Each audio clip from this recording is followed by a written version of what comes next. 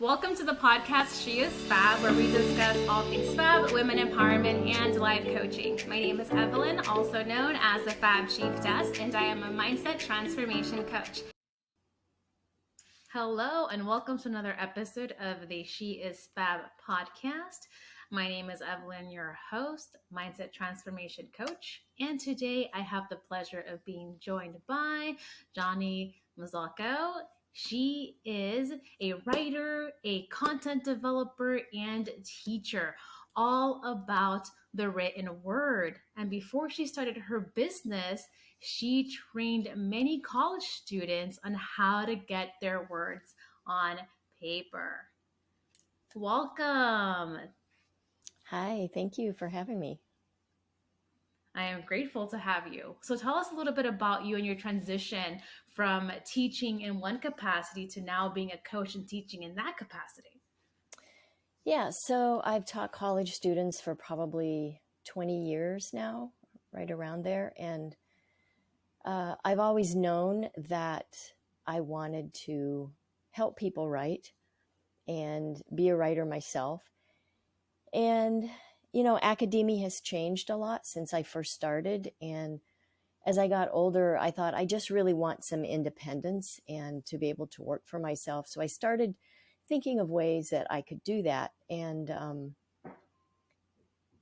I had an experience in writing a novel that just completely transformed my life and really set me on a spiritual path. And after that happened, I knew that I wanted to come up with some kind of method that would help people go as deeply with their writing as I experienced with that. And so it was a very long time in coming. But I created my method called Writing Through the Body, and have really, that was in 2014. And I started teaching it in free workshops to test it out and get feedback. And I feel like it's in a really great place right now. It's very effective. And it's basically, it's focused on character development, which is something that's essential. It's like a foundational building block for all writing, even nonfiction, self-help books, even memoir. So yeah, that's one of the things I do that I've transitioned into. And, I'm just all about creating content. I love creating content and curriculum because I've been doing that for years. And I just love being able to do it on my own time in my own way. So. I find that the best successes are those that have a passion, that they come from a place of experience, having experienced it themselves.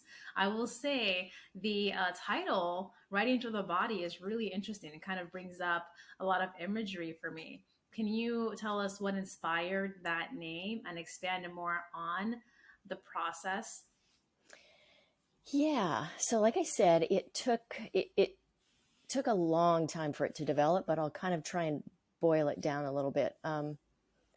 So the experience that I had, first of all, is what kind of kicked it off. Is I was writing a novel, and I,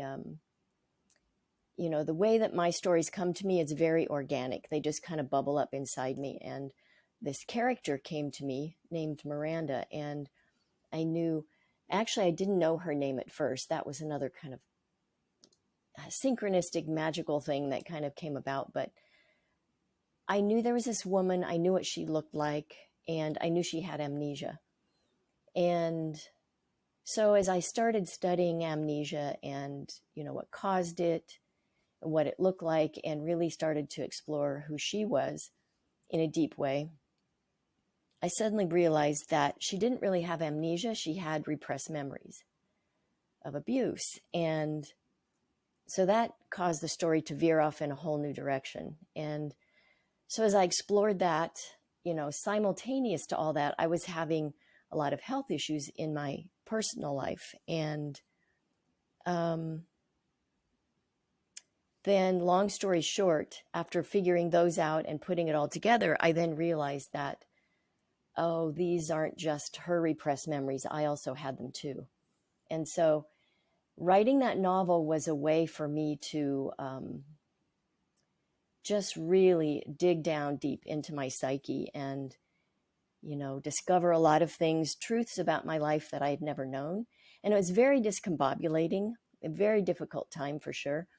But the beauty of that whole thing is that, you know, I developed a relationship with this character and we helped each other out. It's like I agreed to tell her story and she helped me get through this period. So, you know, she wanted to grow a garden.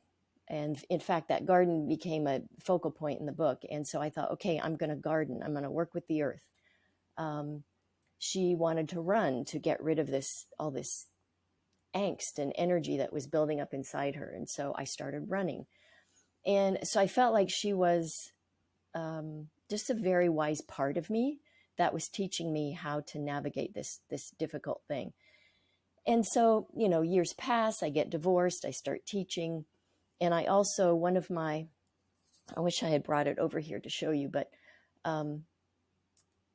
I developed, you know, that whole thing set me on a spiritual path. And I got into divination tools and I decided to create a deck on my own. And so I created a deck, all text-based, based on the 7 chakras of the body. Mm-hmm. All right. So I used those for a while.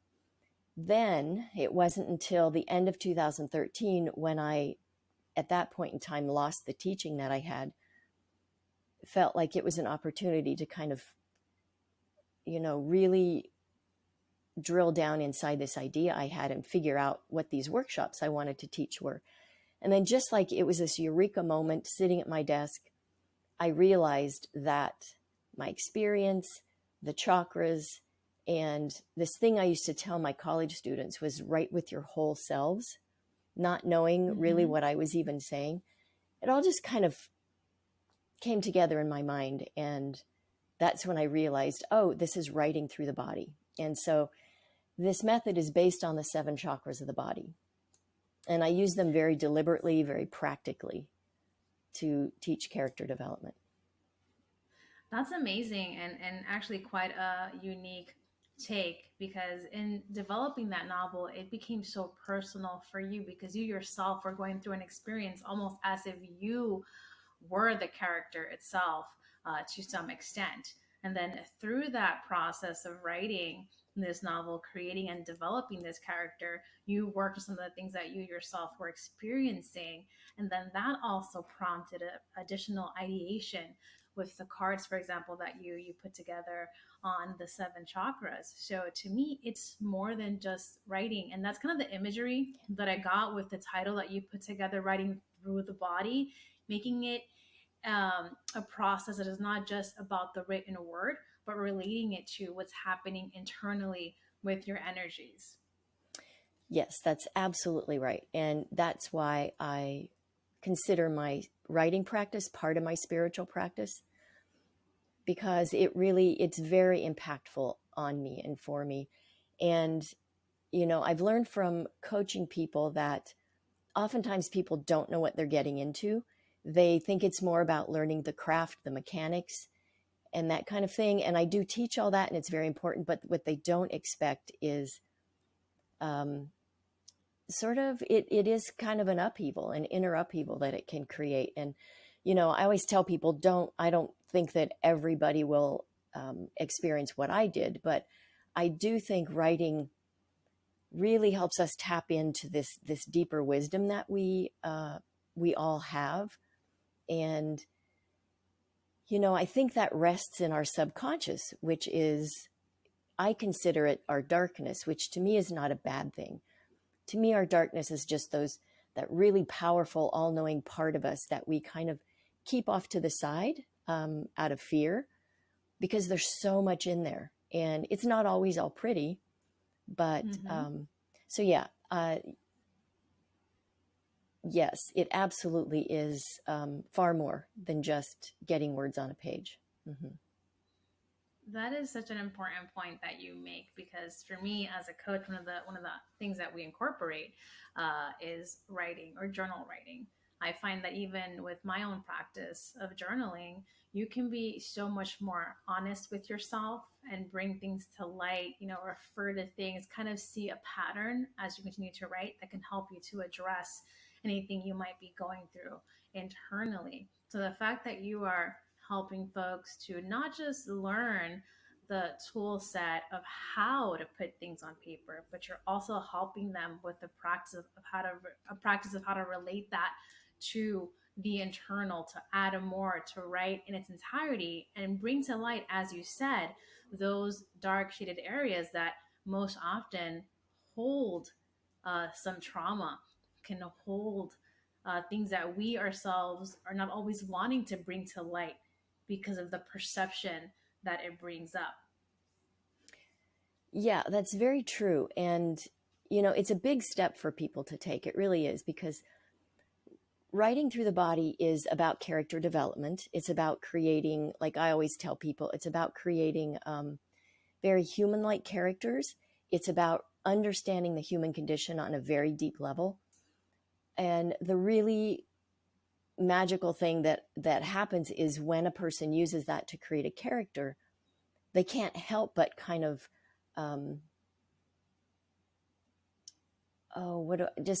it kind of seeps into them, I guess, through osmosis, if nothing else, when they're working with it. And so there's also a lot of personal growth when they do it. And to me, writing is about exploring the human condition.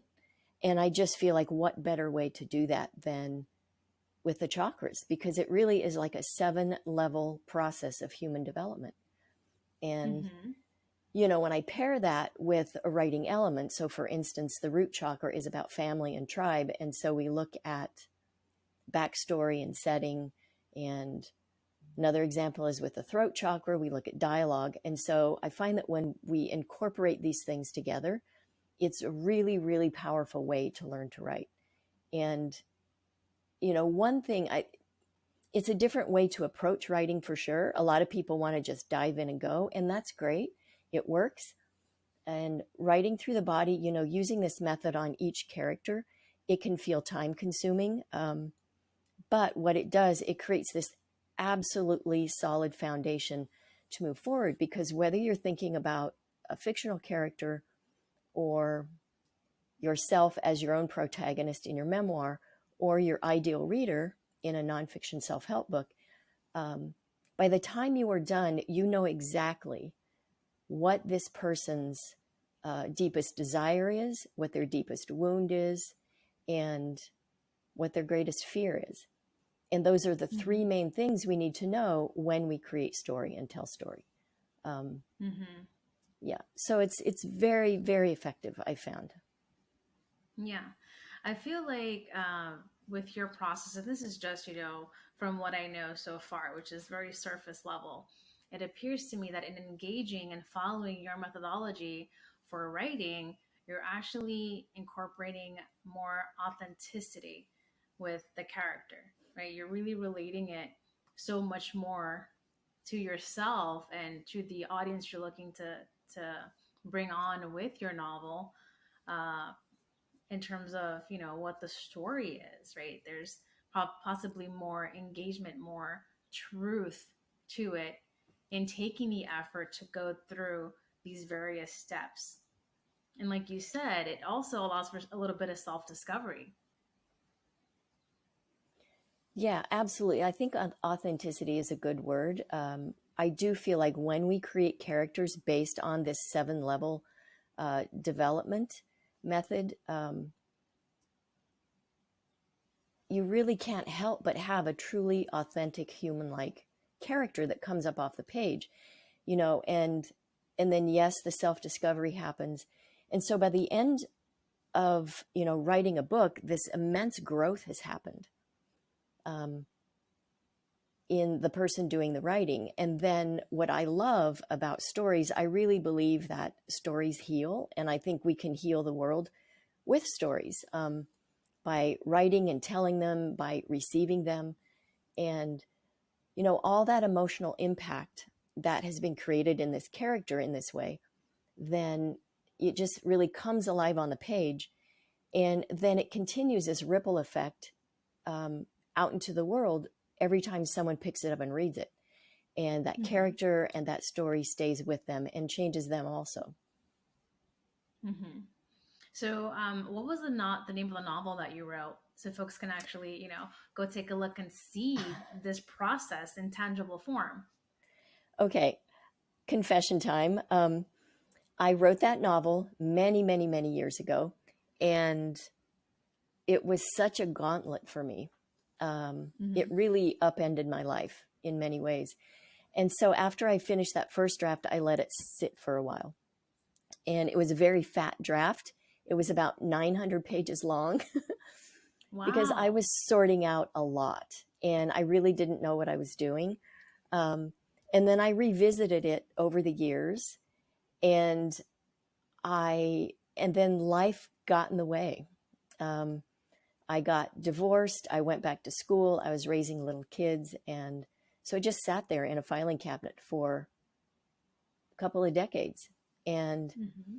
so recently, this last year, and COVID kind of triggered this response in me that, it's time for me to put my own writing first because I've helped other people. And I was just right on this brink of retiring from teaching college. So I did NaNoWriMo, which if someone doesn't know what that is, it stands for National Novel Writing Month.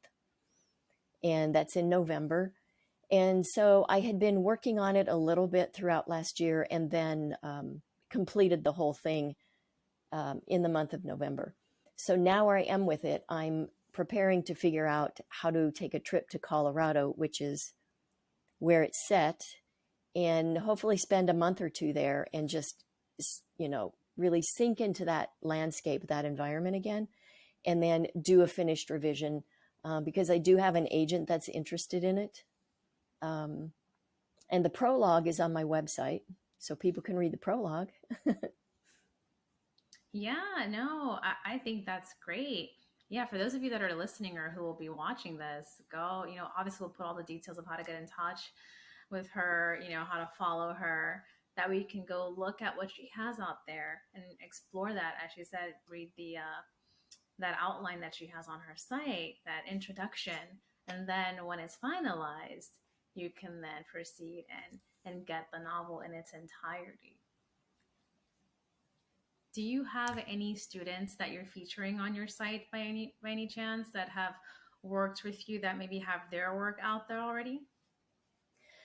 I do not have clients work, so here's where I am with client work. The end of 2019, I decided not to do one-on-one long-term coaching any longer, and I decided to create a group program, which I've done. And so I can tell you a little bit more about that in a minute. But what I have on my site are testimonials from them, and what my strength is helping people get a first draft. Mm-hmm. And I'm happy to work with them in some way after that. But what I find is, because I work with them and I get so deeply involved in their first draft, it's better for them to go out and find a third party to do like a very objective review of it. And I have a person I recommend, a few people. And so people that I've worked with, they have gone a lot of different directions. One of them was very close to finishing, and I have not heard from her in a while. So I should check in with her, actually, now that you're asking me this, to see where things are. But yeah, I have people who, they'll do a first draft and they just feel like, wow, I need a break. That was really kind of exhausting and I need a break. And other people decide to take what they've done and do something smaller with it. So it really varies what they do, but it honestly Mm-hmm. never occurred to me to put their work on my website or to even Gotcha. link to it. So, Yeah. but thanks for the idea. No problem. So let's talk about the program that you're doing now, right? You're transitioning from one-on-one individual coaching to now having this group program that allows you to touch more people at once. Tell us about that and the process. Yeah, so it's called Written in the Stars, and it's for people destined to tell stories and write books. And anybody who joins the group program um, get my Writing Through the Body course and my Conjuring Clarity course. Those are together worth $1,100, and they get those for joining the group program. I know from being a person who has done coaching programs that oftentimes the long haul, the 6 month or a year commitment, just it doesn't work for a lot of people, just logistically, and especially for writing. It just didn't make sense to me to ask people to pay thousands of dollars, commit to 6 months or a year, because there's such an ebb and flow with writing. And because one of the tools I use to make sense of myself in life is astrology, and I keep track of the moon cycles and Mercury retrogrades, which, if someone doesn't know what that is, Mercury is the planet of communication. So it affects spoken, written word, machinery, technology. And it happens 4 times a year. And it can really make life feel kind of sluggish. And it's kind of a step back. So instead of looking at it as a negative thing, I look at it as a positive thing. And it's a way to not maybe take a break from the writing, but stick with the writing. But rather than write to push forward, it's a time to kind of regroup and reconsider and maybe do some revising. And so I feel like it gives people a chance to breathe and not just feel they're on this relentless path that they have to hammer these words out no matter what. And so the group happens 3 times a year, and it's spaced in between the Mercury retrogrades so that we can get the most benefit of the forward movement that's happening. And so that's basically how that works. The next one is coming up in June.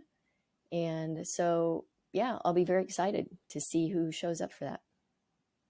That's amazing and quite a unique take on, a coaching program, right? Usually it's very sequential. There aren't any like major breaks that will detract from the effort or the work that is being conducted. But in your case, you're using, as you said, Mercury retrograde to help that writing process. And as you said, sort of give a type of break or transitioning for the next phase of it. So that's really interesting. Yeah, and it's really, what I want people to grasp in doing that is that if we're going to have a writing practice, we have to be open to this ebb and flow. And, I also respect the fact that sometimes people just need to go off on their own if they've made a discovery in the writing and just need to go off for a while. So I really wanted to honor and respect that. And so I don't require that people do all 3. It's kind of like an a la carte thing. And you can do 1, you can do 2, you can do all 3. So I wanted to make it versatile and affordable and still really be able to bring this value. And so that's why I include both of those courses. And we do go over all that content from those courses. And, then it'll be like the standard, it'll meet once a week, and I will do a bit of a lesson, and then I'm open to answering questions from everybody in the group about specifics on their project. So hopefully, and I want to keep it, I don't know, I decided to start with, I want to keep it fairly intimate. I don't want to just, the idea of, I don't know, getting 100 people to sign up sounds really great, but I don't think I could help people as much as if I limit it. So, I feel like 10 people is a good number. I think 15 is kind of pushing it. So I'm, kind of play with that number all the time. No, that's a good thought to have because, group settings, obviously you can have more interest and you can actually take on. So knowing and limiting it based on your capacity is a smart thing to do. And it's not like that's the last time you're going to have this coaching session. There'll be other sessions. So at that point you can have, your wait list. I like the fact that you're thinking about, the cost, you're thinking about the timing with when it happens and trying to make that versatile.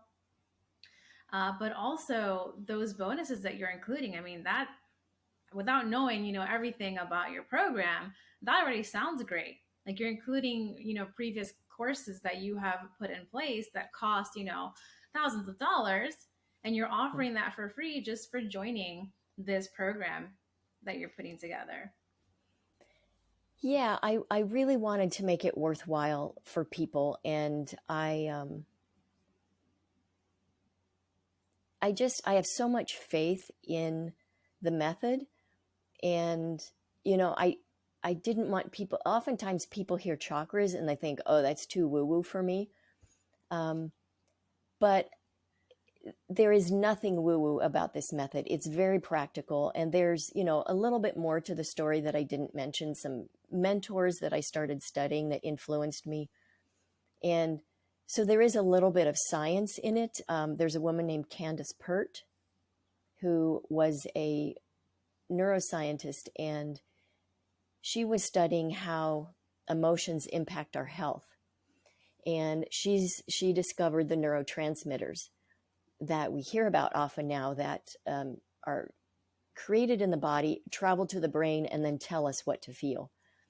And in her research, she discovered that where these neuropeptides are generated are located directly where the chakras are said to be located in us.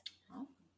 And so that also led to my aha moment that I had. And so there really is a scientific basis behind the chakras and the use of them. And I describe writing through the body oftentimes in three parts. There's the esoteric part, which is the chakras. There's the academic part, which is I was trained in academic argumentation. And so that's what I've taught at the college level. And so I bring that in. So oftentimes my prompts are questions to help the writer just sink deeper inside. And these questions are always specific to the chakra that we are discussing. And then the third component is the creative part. So it's the esoteric, the academic, and the creative that creates this really lovely trifecta when it comes to writing and creating. Thank you for clarifying on that. Yeah, because as you said, somebody would say chakras. What? That's... But you're not, again, what's unique about your program is that you're incorporating various aspects, right, that are all for the benefit of that result. Right. Yes. And, to your point about including them, I decided that if just to help dispel some of this, and my guess is by the time someone buys into my program, they've already bought into the method because they go to my website, they'll see what I'm about. And so I really wanted to show people how this practical application of this really lovely system can work in a very practical way. And so, I keep feeling like compelled to dive a little deeper into explaining it, but I don't want to spend a whole lot of time on that. I mean, unless you want to, I'm happy to leave it open to your questions, but yeah, no, please, if you want to dive deeper into it to give the audience a better understanding, okay, feel free. Okay. So an example so I do have a complimentary intro to writing through the body that you can access on my website. And in it, I give this example. So I will share this. And we talk about that in that module, we talk about the root chakra a little bit. We talk about them all, but the example is of the root chakra. And so it's about family and tribe. And so when we do the full-on root chakra module, we go so deep into the traits and expressions of that chakra. So for instance, I'll use this one. This is just a normal, every human has abandonment issues to some degree.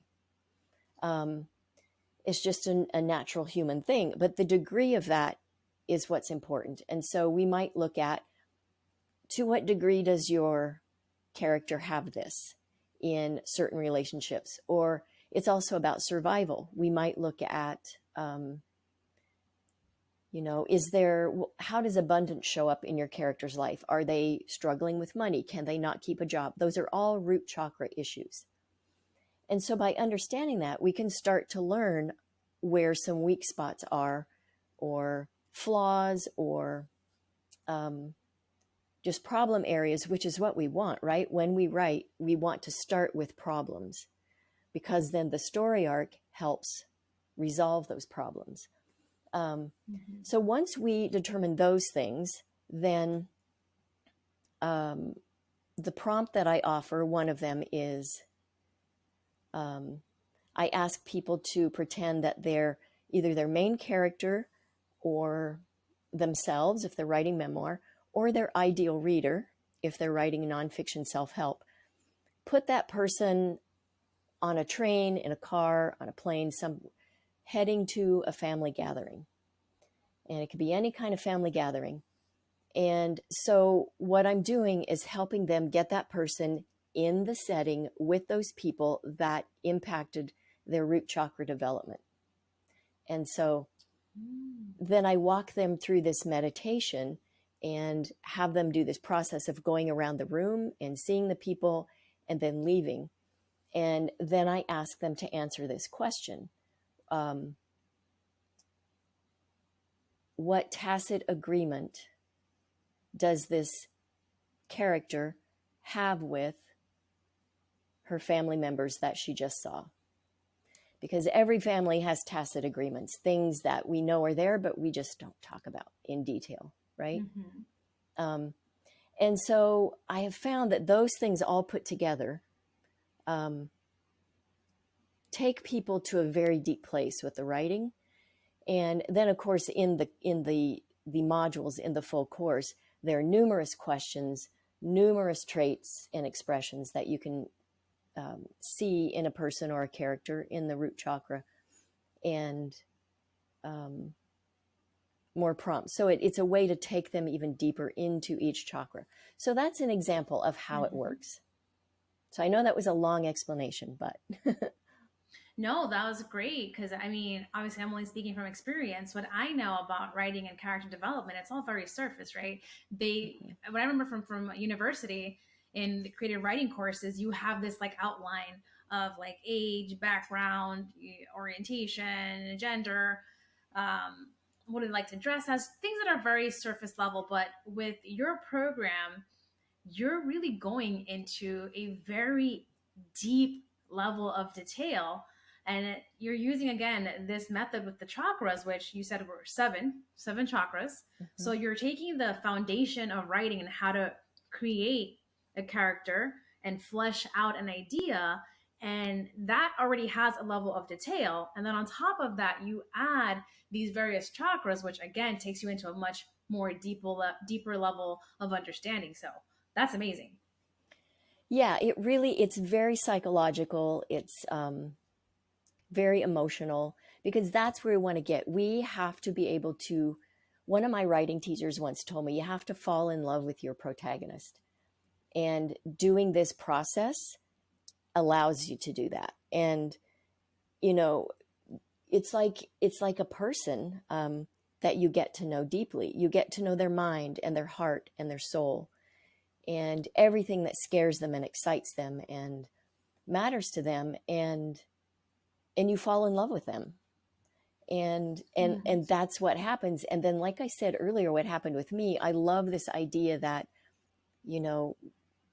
it's a team effort. It's me working with my character, not me just creating her and making her do what I want her to do. Because, to be honest, when we create, deep characters, profound characters, they do take on a life of their own, and they start doing things that are unexpected to us as writers.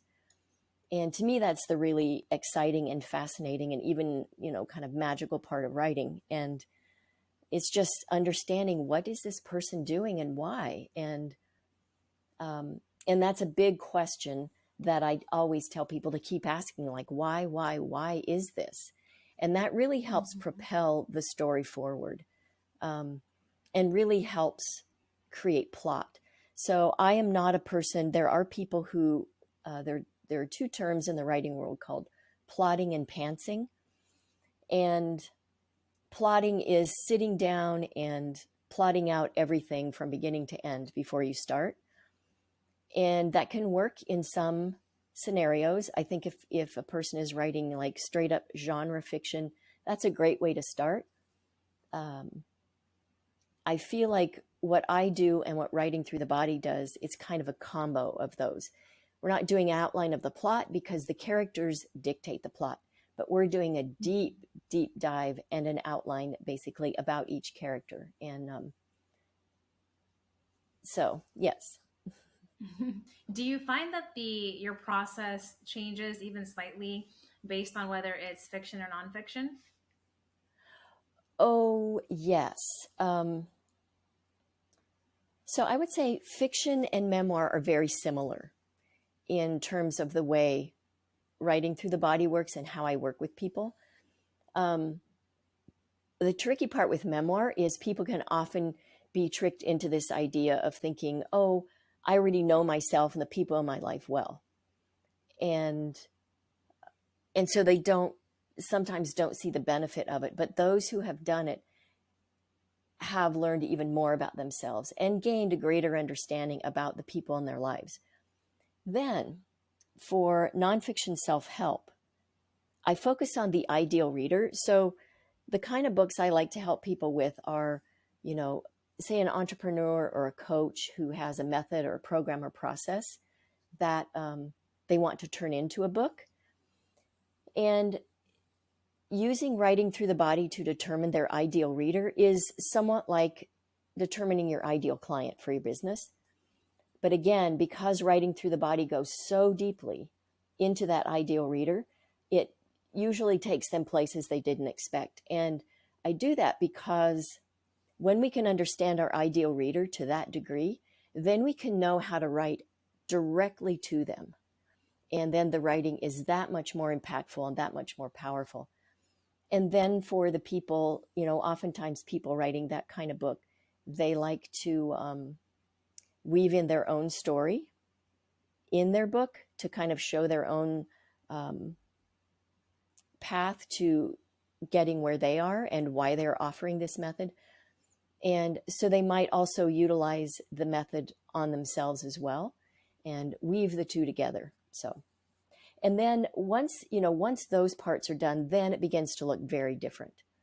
Because then with the nonfiction self-help people, the next step is creating your thesis, which a lot of people really balk at, but it's absolutely necessary. I think if we're going to write nonfiction, because it just, again, really distills things down and helps us focus. And then from that thesis, and that's also through a list of questions that I ask people, from that thesis, then they can begin to create a table of contents, which is the framework for the book. So that's how fiction, memoir, and nonfiction self-help work a little bit differently. Okay. And then I'm sure you get asked this all the time, but I have to ask, how do you deal with writer's block, whether it's you yourself or the clients that you're working with? Mm-hmm. Well, I will say this, and I always feel like I need to knock on wood when I say it, but I don't get writer's block.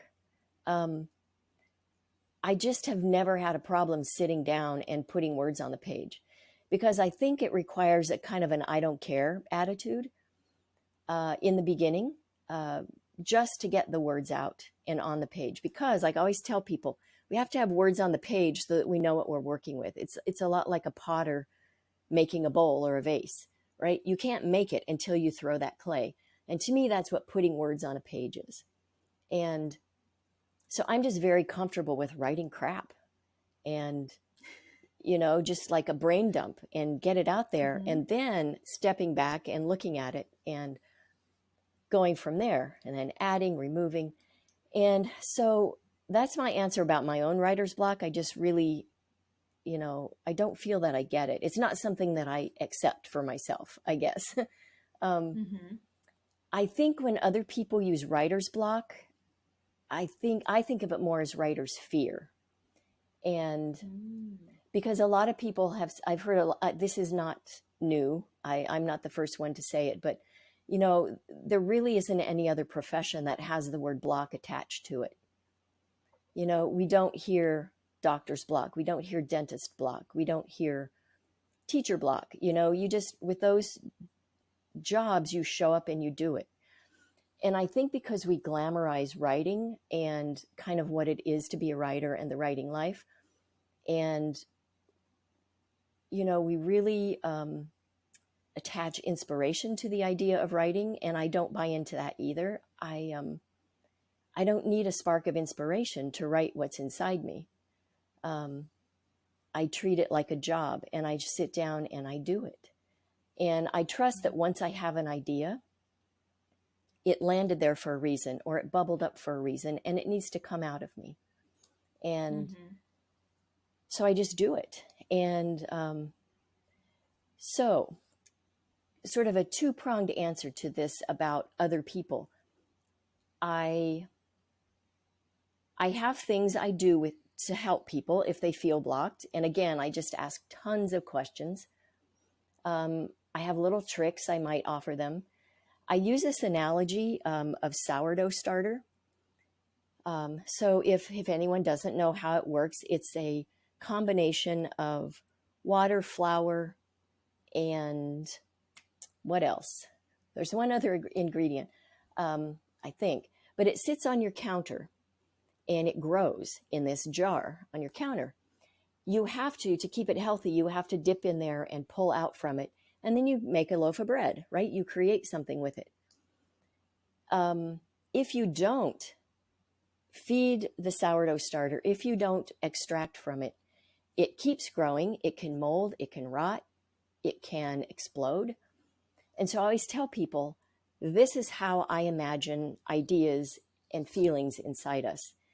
And I think I feel like it's our life force wanting to express itself. And I think if we hold it down, it makes us sick in all ways, emotionally, spiritually, mentally, even physically. And so oftentimes it helps people when they have that visual or that concept. And then to go further with that, I am taking now writing through the body and I am tweaking it a little bit so that I can turn it into a writer's block remedy. And so I'm working on that right now. And so I don't have that to offer yet, but it will still involve the 7 chakras. And what I do with it is take people through a process where we go through each chakra, they locate an emotion or a sensation where it is, and then we determine where the block might be within them. And then there are certain things that we can do for each chakra to, keep them open and flowing. And the image that I often use with people, if they can't quite wrap their brain around like what a chakra is, it's this energy center, it's intangible energy center in us. But I offer this image of like a long hallway with doors that's turned on end. So if all the doors are open, this breeze can flow through, right? And that's our life force, that's creativity, that's our flow. If something happens and a door starts to close, that slows that down, right? And so to me, that's been a great way to kind of help people visualize that. And then thinking of each chakra also as like a balloon. The degree of its inflation can kind of indicate the health of it, right? And so obviously it's not something we can see, but it's something we sense and can feel. And so I think there are a multitude of ways that this method can be used, and I'm just very excited about doing more with it. So yeah, no, that's great. I mean, the sense that I was getting too when you were talking about writer's block is that maybe the reason why people experience this block is because they feel pressured that when they put something down on paper, it has to be perfect or as close to perfect as possible. So I think it's great that you're also incorporating in your program or spinning off a branch where you help to address any writer's block. So for those of you listening, keep following her, keep, seeking and looking through her journey, because she has multiple offerings, some that are future or yet to come. Yeah, for sure. So before I let you go, any last comments you want to share with the audience? Maybe anything I didn't ask you that you want to put out there? Oh my, gosh. I probably could think of a lot of things. I will just say this. I think a lot of people, the writing realm can be a little hoity-toity sometimes. And I think people can feel very intimidated. And to your point about thinking it has to be perfect when it lands on the page, or thinking it has to be figured out in your mind before you start, those are total misnomers. And that keeps people stuck. And the way that we figure out what we have to say is by starting the writing. Because it's like, I use the garden hose. I use a lot of metaphors and imagery. The garden hose, that's the brain dump. Like, get that water out, clear the hose out, and then the flow can happen. So just start getting words on the page. And, if imposter syndrome pops up, just know that everyone has it, no matter how long they've been doing something. Like, somebody may have 3 great novels in a row, and then they get to a point and they just feel like, this one I'm working on isn't as good. Anybody can feel imposter syndrome. And I felt it as a teacher when I started. So I think I would say, I think if we wear the costume, then we become it, And so I always encourage people to just be around the kind of people that you want to be around writers, go to conferences, other writing gatherings, and just get that vibe, because writers, they're a different breed and they have a different way of viewing the world. And so, when we surround ourselves with a kind of energy, then it becomes us and we become it. So I think that's the biggest thing, is put words on the page and surround yourself in the writing world. That is a great advice, one that is applicable to all aspects of life, right? Do what you want to do and surround yourself with people who are like-minded, that are going to elevate and help you to get to that end result. Thank you so much, Johnnie, for joining me today, for offering your words of wisdom, for speaking on your experience and your offering. Thank you so much. It's really been fun talking with you. Same here. You are so welcome. As usual, guys, we're going to put all the details on how to get in touch with her. Again, follow her journey, check out her offerings, and keep following to see her future offering in regards to writer's block. And as I always say, preparation, accountability, execution, and resolve are keys to your success. Until next time.